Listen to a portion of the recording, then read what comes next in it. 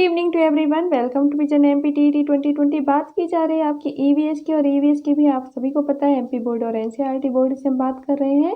Okay, और आज हम बात करेंगे, हमारा नेक्स्ट पार्ट रहेगा क्लास 8 से। और आप देखेंगे कि आज का जो हमारा सिलेबस है, इसके पहले हमने प्राकृतिक संसाधन से रिगार्डिंग क्या है कुछ चीज़ें की हुई थी, जिसके अंतर्गत आपका नवीनीकृत एंड अनवीनीकृत संसाधन, और साथ ही साथ आपका क्या परंपरागत एंड गैर परंपरागत संसाधन के बारे में बात की थी। और आज हम बात करेंगे आपके सिलेबस के अकॉर्डिंग ही जो आपके प्रमुख प्राकृतिक संसाधन के बारे में क्या है पूछा गया है। ठीक है ना, तो आज आखिर बात कर लेते हैं अपन।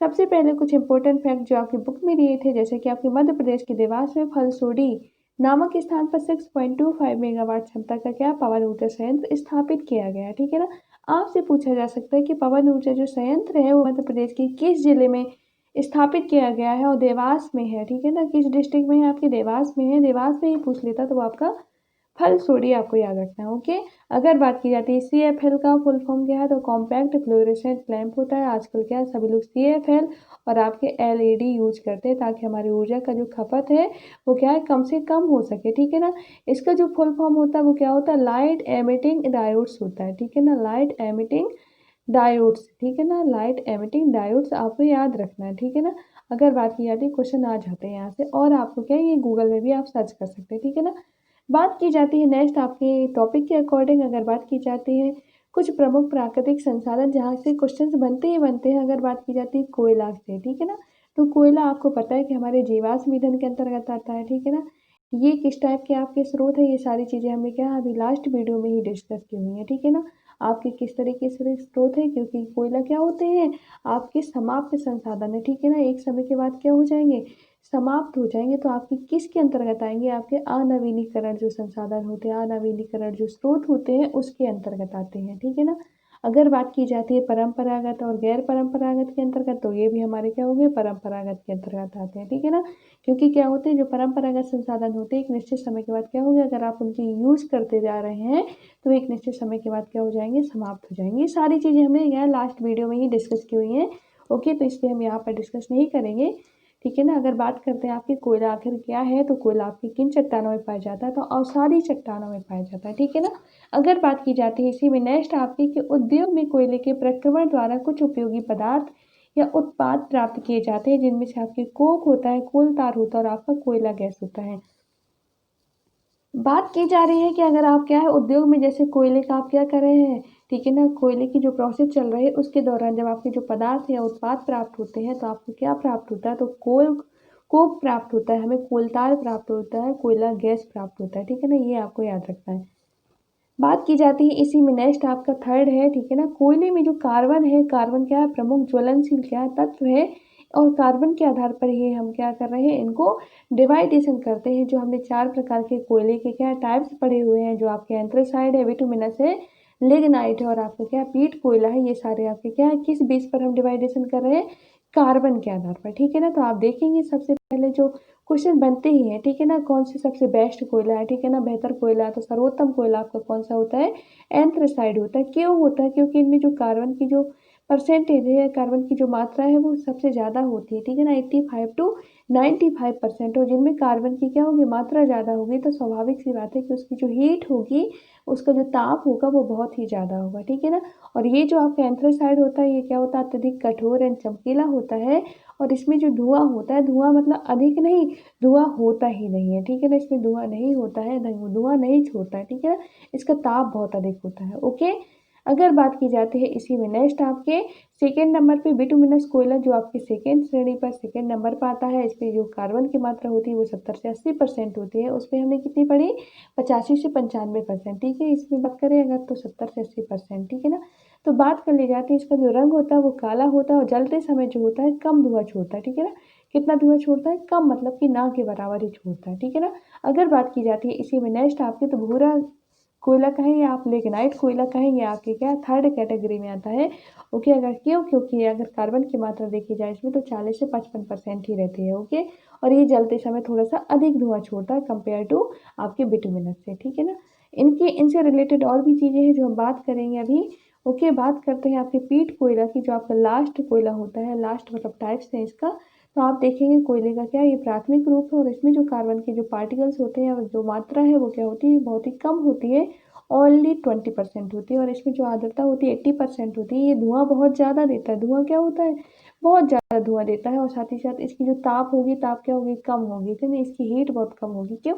क्योंकि इसमें आर्द्रता की क्वांटिटी क्या है, आप देख रहे हैं कि 80% कुछ कहलाती है, ठीक है ना, 80% है। ओके। इसके साथ ही हम बात करेंगे आपके कि भारत में क्या पोजीशन है आपके कोयले उत्पादन से लेकर के। तो आपको पता है कि विश्व में अगर देखा जाए तो भारत का कौन सा स्थान है, तीसरा स्थान है। पहले नंबर पर चाइना, सेकेंड पर क्या आपका यूएसए है। ओके। अगर बात की जाती है भारत में कोयले के उत्पादन कब से स्टार्ट हुआ है, तो 1774 से स्टार्ट हुआ है, ठीक है ना। अगर बात की जाती है कोयला भंडार में भारत का स्थान क्या है, तो ये आपका 7वां। क्वेश्चन बनते हैं एमपी में, सीधे सीधे क्वेश्चन देता है, फैक्चुअल क्वेश्चन, वो हर मतलब क्या करेगा, शिफ्ट में रखेगा ही रखेगा। ओके। ये सारी चीज़ें आपके एमपी बोर्ड की बुक से ही है और आपके एनसीईआरटी बोर्ड की बुक से, इसलिए आपको क्या करना है, थोड़ा सा मेंशन करके चलना है, ठीक है ना। बात की जाती है आपके गोंडवाना कोयला क्षेत्र। ओके। गोंडवाना कोयला क्षेत्र की और आपके टरसरी कोयला क्षेत्र, ये ऐसे क्षेत्र है जहाँ से क्या होता है, हमें कोयला प्राप्त होता है, ठीक है ना। कोयला के वो क्षेत्र है जहाँ से हमें इन चट्टानों से क्या होता है, हमें कोयला प्राप्त होता है। ओके। सर्वाधिक कोयला अगर देखा जाता है तो इन्हीं चट्टानों से मिलता है, ठीक है ना। यहाँ से उत्तम किस्म का क्या होता है, किस टाइप का कोयला मिलता है, बिटुमिनस कोयला मिलता है, ठीक है ना। उत्तम किस्म का जो बिटुमिनस कोयला होता है, पहले जबकि पहले नंबर पे कौन था हमारा, एंथ्रासाइड है। सेकेंड नंबर पे जो आपका बिटुमिनस कोयला, जिसपे जो कार्बन की मात्रा होती है वो 70 से 80% होती है, ठीक है। ये वाला कोयला आपके पाया जाता है, वो भी किन राज्यों में पाया जाता है, कहाँ पर, गोंडवाना कोयला क्षेत्र का जो, ठीक है ना, चट्टाने हैं वो कहाँ पर है, तो आप देख सकते हैं कौन से क्षेत्र कवर कर रहे हैं, गोंडवाना कोयले क्षेत्र के अंतर्गत आते हैं। तो वो आपके झारखंड है, पश्चिम बंगाल है, उड़ीसा और छत्तीसगढ़ है, एमपी भी आता है आपका। स्पेशली याद रखना है कि आपके ये गोंडवाना में ही आता है, ठीक है ना। अगर बात की जाती है तेलंगाना महाराष्ट्र की, तो ये आपके क्या होते हैं, सारे गोंडवाना क्षेत्र हैं, ठीक है ना। बात कर ली जाती है इसी में आपके टरसरी कोयला क्षेत्र को लेकर के, तो टरसरी कोयला क्षेत्र के अंतर्गत आपके कुछ ऐसे राज्य हैं जैसे कि आपके असम हो जाता है, ठीक है, पूर्वोत्तर राज्य होता है, राजस्थान इस तरफ है, गुजरात आपका यहाँ पर है, ठीक है। ये आपके कोयला क्षेत्र होते हैं, तमिलनाडु हो गया आपका, ठीक है ना। ये सारे क्षेत्र शामिल होते हैं आपके टरसरी कोयला क्षेत्र के अंतर्गत। ओके। और यहाँ पर जो होता है कोयले का ओनली और ओनली 1% क्या होता है, इस क्षेत्र से क्या होता है, कोयला प्राप्त होता है, ठीक है ना। तो आपको मोस्ट इंपोर्टेंट याद रखना है आपका गोंडवाना, और खासकर स्पेशली इसमें आपको पता है महाराष्ट्र एमपी आते आते हैं। ओके। झारखंड की खदानें भी आपने देखा, वो खाने जो होती है कोयले की, वो भी, ठीक है ना। अगर बात कर ली जाती है इसी में नेक्स्ट आपके, जो आपके खनिज तेल या पेट्रोलियम होता है, ठीक है ना, वो कैसे प्राप्त होता है, तो पृथ्वी के गर्भ में ये नमकीन जल एंड गैसों के साथ क्या रहता है, मिला रहता है। जो आपका ये होता है पेट्रोल, जो खनिज तेल जिसे आप कहते हैं, वो क्या होता है, नमकीन जल और क्या होता है, गैसों के साथ क्या होता है, मिला रहता है। सबसे अगर नीचे देखा जाता है तो जल रहता है, ठीक है ना। इसके ऊपर क्या होता है, नमकीन तेल रहता है, ठीक है ना। अगर देखा जाए इसको, सबसे नीचे जल रहेगा और फिर ऊपर क्या रहेगा, नमकीन तेल रहेगा, और सबसे ऊपर अगर देखा जाता है तो गैस रहती है, ठीक है ना। अब इस पे आपको इम्पोर्टेंट ये है कि आपके किन चट्टानों में पाया जाता है, तो अवसादी चट्टानों में पाया जाता है। कोयला भी आपके अवसादी चट्टानों में ही पाया जा रहा था, और आपका क्या है, आपका जो पेट्रोलियम है, जो आपके खनिज तेल है, वो भी आपके सदैव अवसादी चट्टानों में ही पाए जाते हैं। खनिज तेल में क्या होता है, 90 से 98% तक क्या होता है, हाइड्रोकार्बन होता है, ठीक है ना। अगर बात की जाती है तो शेष में आपके ऑक्सीजन है, नाइट्रोजन है, गंधक वगैरह, ये सारी चीज़ें क्या होती है, पाई जाती हैं। ओके। तो मैन आपको याद रखना है कि हमारे खनिज तेल में मुख्य रूप से देखा जाए 90 से 98% तो आपका क्या रहता है, हाइड्रोकार्बन रहता है। और ये आपके अवसादी चट्टानें, दो चीज़ें आपको याद रखनी है। ओके। अगर इसके साथ ही बात करें कि खनिज तेल को शुद्धिशालाओं में क्या होता है, शुद्ध कर क्या क्या निकालता है, यहाँ से क्वेश्चन बनता ही बनता है। आपके पेट्रोल, आपके डीजल, आपके मिट्टी का तेल, मोम, गैस, कोयला, ये सारी चीज़ें क्या होती हैं, जब आप क्या कर रहे हैं, ठीक है ना, पेट्रोल को क्या कर शुद्धिशालाओं में परिष्करण कर रहे हैं, तो उस समय आपके ये क्या होते हैं, पदार्थ और भी निकलते हैं, ठीक है ना। डीजल भी उसी समय निकलता है, आपका मिट्टी का तेल, ये सारी चीज़ें, मोम है, गैस है, कोयला है, यहाँ से क्वेश्चन बनते ही बनते हैं, ये आपको मेंशन करके ही चलना है। बात करेंगे हम इसी में नेक्स्ट आपके कि खनिज तेल को, ओके, ये हो गया है आपका। बात करेंगे आपकी कि भारत में खनिज तेल की जो खोज हुई थी वो सन 1890 में हुई थी। कब हुई थी, 1890 में हुई थी, तथा 1899 में अगर देखा जाए तो असम में इसका उत्पादन स्टार्ट हुआ था, ठीक है ना। खोज तो हो गई थी आपकी 1890 में, लेकिन उत्पादन की बात की जाती है तो आपके असम में, ठीक है ना। आप जानते हैं असम में हमारा कौन सा है, डिगबोई तेल क्षेत्र होता है, जो बहुत ही ज़्यादा फेमस है। अगर बात की जाती है गुजरात में, तो गुजरात में भी सर्वाधिक तेल उत्पादन होता है, वो भी आपका अलंकेश्वर, ठीक है ना, एक सिटी है वहाँ पर। अगर बात की जाती है मुंबई हाई है, जिसे आप बॉम्बे हाई कहते हैं, ये आपके क्या होते हैं, ये भी बॉम्बे हाई भी आपके तेल क्षेत्र के लिए सर्वाधिक फेमस है। और ये आपका मुंबई जो आपका है, ठीक है ना, जो आपका क्या है बॉम्बे है, मुंबई नगर से क्या होता है 176 किलोमीटर दूर है आपका क्या बॉम्बे हाई। ओके, इसी के साथ हम बात कर लेते हैं आपके प्राकृतिक गैस से रिगार्डिंग। तो प्राकृतिक गैस आखिर होती क्या है? तो प्राकृतिक गैस ऊर्जा का क्या है एक बहुत ही उपयोगी संसाधन होता है। प्राकृतिक गैस पेट्रोलियम निक्षेपों के साथ क्या होती है पाई जाती है। आपने देखा ना कि अभी हम जब क्या कर रहे हैं तेल का क्या कर रहे थे परिष्करण कर रहे थे, तो वहाँ पर क्या है हमें गैस भी प्राप्त हुई, ठीक है ना।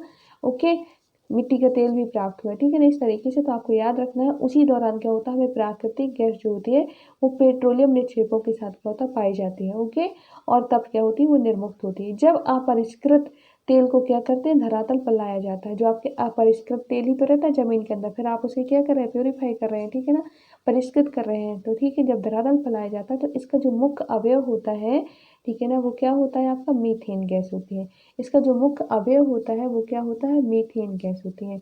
अगर बात की जाती है इसमें प्राकृतिक गैस को उच्च दाब पर क्या करके संपीड़ित करके, दाब कैसा उच्च दाब, ठीक है ना, उच्च दाब पर यानी कि क्या करना है संपीड़ित करके आप क्या कर रहे हैं सिलेंडरों में भरते हैं, ठीक है ना।